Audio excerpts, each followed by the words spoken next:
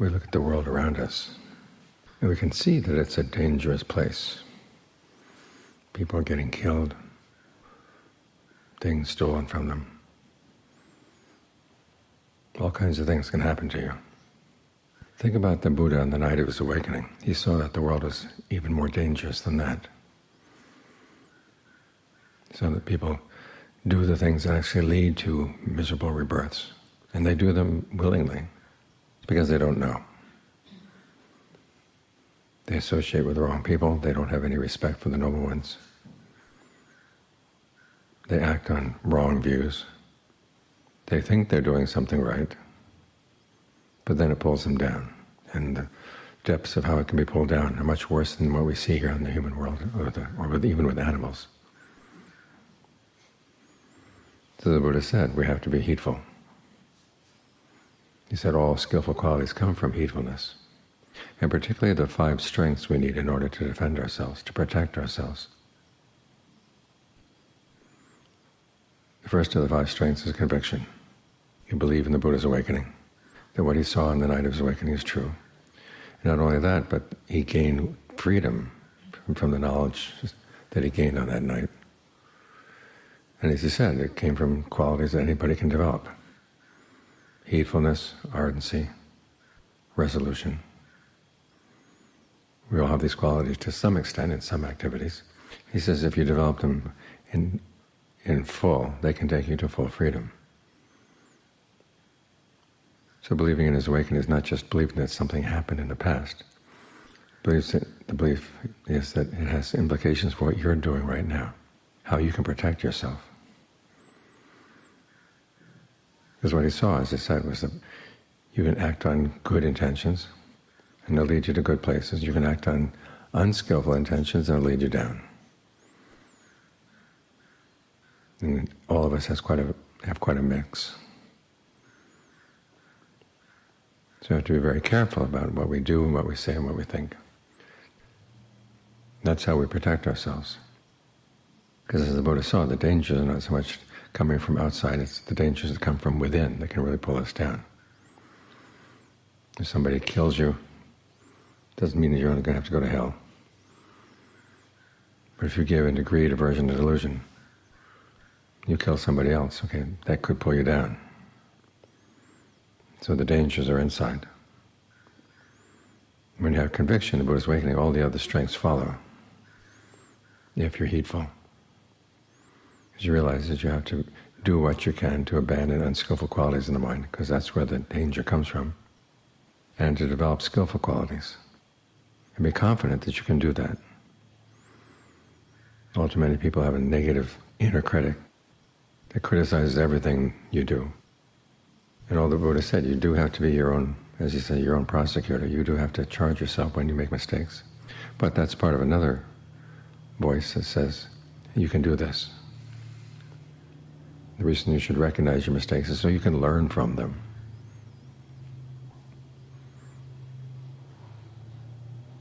So you want to be persistent in doing what's good. Like right now as you're meditating, you can stay with the breath for a few minutes and then decide, well, I've had enough now, I've rested, I can now start thinking about something else. But then you don't gain anything. You don't gain the skills, you don't gain the clarity that comes from being still for a long time, keeping watch over your mind. So you stick with it again and again and again. Because you realize the law of karma is not like a traffic law, where they say don't park here 3 o'clock to 5 o'clock on the afternoons, on this day or that day. It's 24/7. It's always in force. And so you have to be careful 24/7 as well. That means you have to be mindful too. The Buddha said you're working on keeping at this project of developing skillfulness and developing skillful qualities and abandoning unskillful ones. You have to keep remembering. But at the same time, the mind needs to rest. So you have to work on the skillful qualities that take you to a place where you can rest for a while in concentration. And that starts with mindfulness. Mindfulness doesn't mean non-judging awareness, as we sometimes hear. It means keeping in mind what you need to do. Right now you need to get focused on the breath. The Buddha calls this the body in and of itself. In other words, you look at the breath on its own terms. You don't even think about who you are or where you are. It's just breath. Coming in, breath going out. And you want to make it smooth and comfortable, energizing if you're tired, relaxing if you're tense, soothing if you've been feeling frazzled. It's a good thing about the breath. You can play with it, and you can use it to create a sense of well-being and comfort here inside. Now, at the same time you focus on the breath, you're also putting aside any thoughts that would pull you out into the world. This is your frame of reference right here. Again, sometimes we hear that mindfulness means this broad, open, accepting awareness. But the Buddha says, right mindfulness knows its boundaries. There's some areas where you don't go. Like his image of the monkeys. If the monkeys stay in the part of the mountains where only monkeys go, they're safe, at least safe from human beings. But if they go into the place where monkeys and human beings go, then they're in danger. And that place, the Buddha said, is in thoughts of sensuality, the pleasures you could get out of sight, sound, smells, taste, tactile sensations. You just don't go there. You keep yourself in bounds. As Ajahn Mahabharata would say, you create a fence around the mind. You make sure the fence is solid. Because if there are any holes in the fence, then even though you have a nice fence in front of your house, if there are lots of holes in the fence behind the house, anybody can come in. So you're mindful all around. Keep in mind the fact that you want to stay with the breath. And then you're alert to both the mind and the breath. What's the mind doing right now? Is it staying with the breath? If it's not, bring it back. If it is, try to make it as sensitive as possible to how the breathing feels.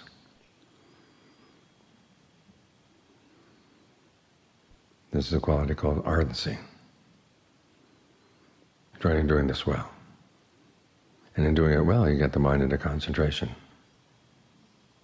The alertness, together with the ardency, turns into evaluation. You evaluate what you're doing and figure out what's working, what's not working. You give rise to a sense of well-being. This is what gives you the strength to keep going. Because if you just tell yourself, well, I'll just think nothing but skillful thoughts and try to abandon unskillful ones, the part of the mind that wants some pleasure right now is going to rebel. Because all too often there are skillful things that will give good results in the long term, but you're going to have to put up with some hardship in the short term. And part of the mind will be willing, and part of the mind will not. So it's good to have a sense of well-being right now, so that the part of the mind that wants instant gratification has something to hold on to. It's in this way the mind gains strength. And again, you do this because of heedfulness. You need to learn how to train the mind, so that when the time comes to think through things, it's ready. It's been rested. The image that Johns like to give is of a knife. If you just keep chopping away with the knife, after all it gets dull. You have to stop and rest. Sharpen the knife. Then you can continue with your work. So the mind does need to rest, but the best rest is not sleeping. The best rest is getting the mind in concentration. Because you're strengthening these qualities of mindfulness, alertness, and ardency. And those are the qualities that will see you through all the way to the fifth strength, which is discernment. Because you remember what the Buddha said. It's because people don't see the distinction between what's skillful and what's not skillful, that they can end up doing a lot of unskillful things and causing themselves a lot of danger. So to protect yourself, you want to see what's skillful not only from having heard it from the Buddha, you want to see it for yourself.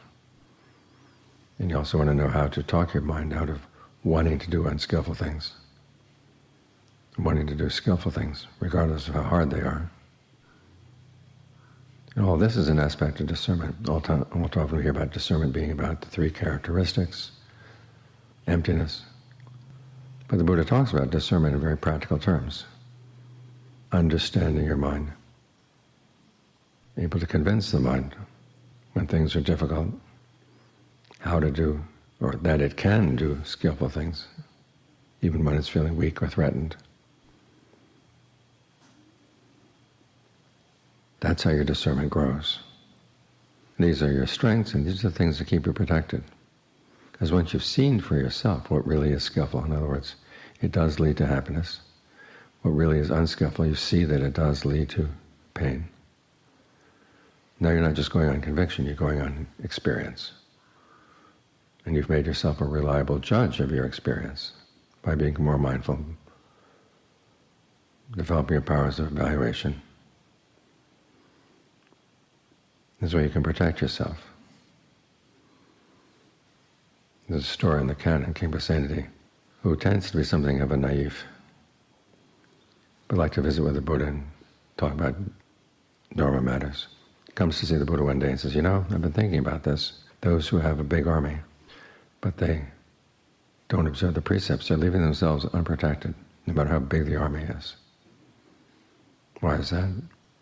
Because of the influence of your karma, shaping what you're going to experience. On the other hand, even those who don't have a big army, but they observe the precepts and they behave in skillful ways, they protect themselves because they're not doing anything that would cause harm.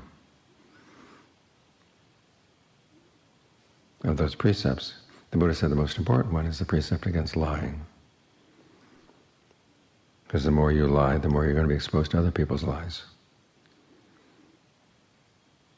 You live in a world where nothing is for sure, nothing is certain. Everybody accuses everyone else of creating fake news. What's important is that we don't create fake news for ourselves.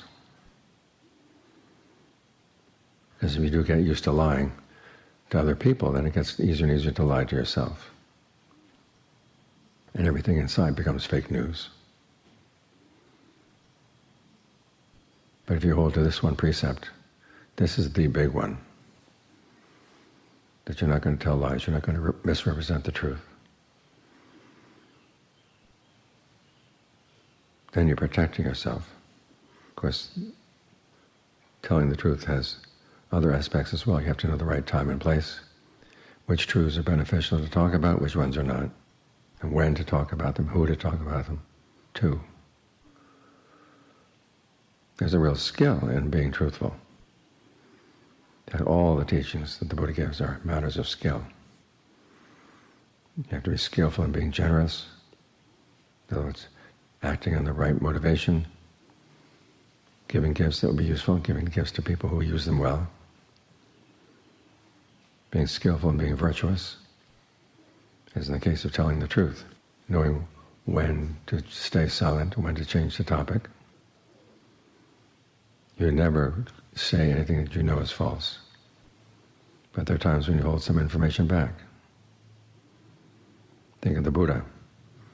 There was that day he walked into the forest, picked up a handful of leaves, asked the monks, which is more, the leaves in my hand or the leaves in the forest?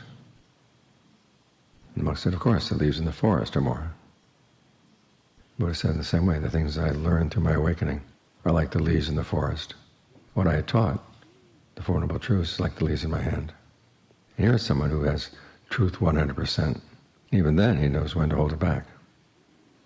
Because those other leaves would not be helpful in putting an end to suffering. So you may know the truth. Your opinions may be true.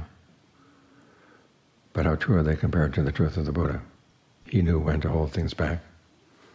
It's good for us to know when to hold things back. So truth-telling becomes a skill. It's in this way that we protect ourselves.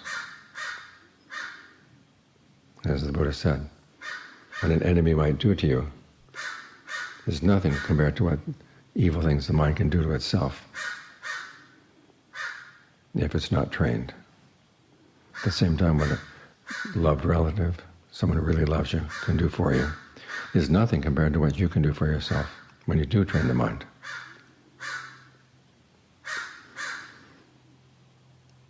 If you're looking for protection, have a clear idea of where the danger is coming from and also what needs to be protected. As the Buddha said, you can lose your relatives, you can lose your health, You can lose your wealth.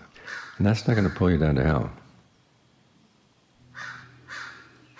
You're going to lose those things anyhow. But if you lose your right view, if you lose your virtue, that can pull you down to hell. So those are the things you want to protect. And the important thing is that when you protect them, nobody can take them away from you. You lose them only when you throw them away. So know where the danger comes from. It comes from inside. And know what needs to be protected. Your virtue, your right views. When you're clear about this, and you're heedful, then you're safe.